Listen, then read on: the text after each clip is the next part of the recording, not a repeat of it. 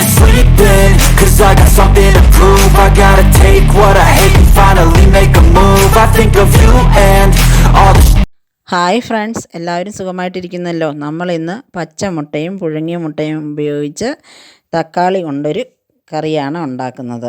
നമുക്ക് നേരെ വീഡിയോയിലേക്ക് പോകാം. തക്കാളി വെച്ചുള്ള കറി ഉണ്ടാക്കാനായിട്ട് 2 സവോള, 1 തക്കാളിപ്പഴം, പിന്നെ കറിവേപ്പില, 2 മുട്ട, അതിന് തേങ്ങ വേണം, പിന്നെ മഞ്ഞൾപ്പൊടി വേണം, പിന്നെ നമുക്ക് വേണ്ട കുരുമുളക് പൊടിയാണ്. പിന്നെ നമ്മൾ ഇത്രയൊക്കെ സാധനങ്ങളൊക്കെ മതി നമുക്ക്. മുട്ടയൊന്ന് പുഴുങ്ങാനിട്ടിട്ടുണ്ട്. പിന്നെ ദേ പാൻ അടുപ്പത്തേക്ക് വെച്ചേക്കുന്നു. പാൻ ചൂടായി കഴിയുമ്പോൾ ദേ എണ്ണ വീഴുന്ന മനോഹരമായ കാഴ്ച കണ്ടോളൂ. ഉറഞ്ഞിരിക്കുകയാണ് എണ്ണ. കറിവേപ്പില ഇട്ടു.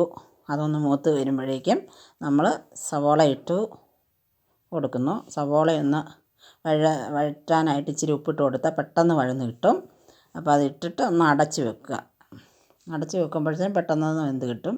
അപ്പോഴത്തേക്കും നമുക്ക് മുട്ട ഒന്ന് അടിച്ചെടുക്കാം. ഇച്ചിരി ഉപ്പിട്ട് 1 മുട്ട, 2 മുട്ടയല്ലേ നമ്മൾ ഉപയോഗിച്ചിരുന്നത്, അതൊന്ന് അടിച്ചെടുക്കുകയാണ്. അത് അടിച്ചെടുത്തതിന് ശേഷം നമുക്ക് ഇതൊന്ന് നോക്കാം. അപ്പോൾ ഒരു ചെറുതായിട്ട് വാടിയിട്ടുണ്ട്. തക്കാളി കുനുകുനാന്നരിഞ്ഞ് വെച്ചിട്ടുണ്ട്. ആ തക്കാളി ഒന്ന് ഇട്ടൊന്ന് ഇളക്കി കൊടുക്കണം. അതൊന്ന് ഇളക്കി ഒന്ന് എല്ലാമായിട്ട് യോജിപ്പിച്ച് നന്നായിട്ടൊന്ന് തക്കാളി ഒന്ന് ഡ്രൈ ആയി വരട്ടെ. തുറന്ന് വെച്ച് തന്നെ വേവിക്കുക.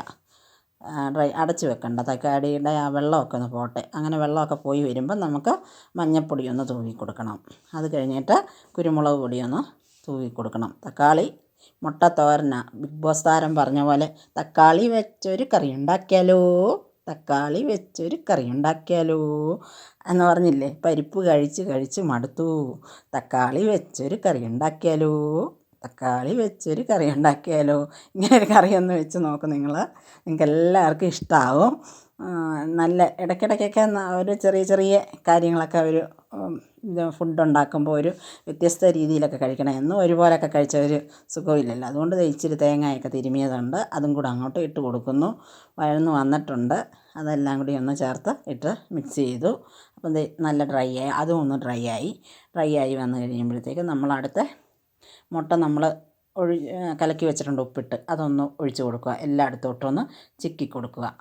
ചിക്കി അത് മുട്ടയൊന്ന് തോർത്തിയെടുക്കുക. എടുത്ത് മൊത്തം എല്ലാ സ്ഥലങ്ങളിലേക്കും നിങ്ങൾക്ക് ക്വാണ്ടിറ്റി കൂടുതൽ വേണമെങ്കിൽ ക്വാണ്ടിറ്റി അനുസരിച്ച് 2 മുട്ടയോ 3 മുട്ടയോ ചേർത്തോളൂ.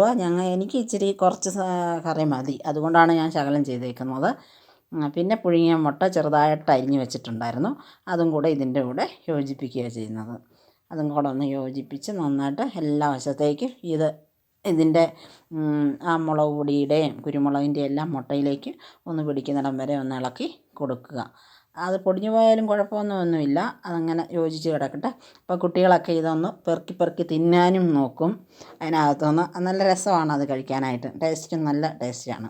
ഇതൊരു വെറൈറ്റി ആയിട്ടുള്ള ഒരു തക്കാളി വെച്ചൊരു മുട്ടത്തോരനാണ്. ഈ മുട്ടത്തോരൻ എല്ലാവർക്കും ഇഷ്ടമായെങ്കിൽ എനിക്ക് ലൈക്കും ഷെയറും സബ്സ്ക്രൈബും ചെയ്ത് സഹായിക്കണം എന്ന് അഭ്യർത്ഥിക്കുന്നു.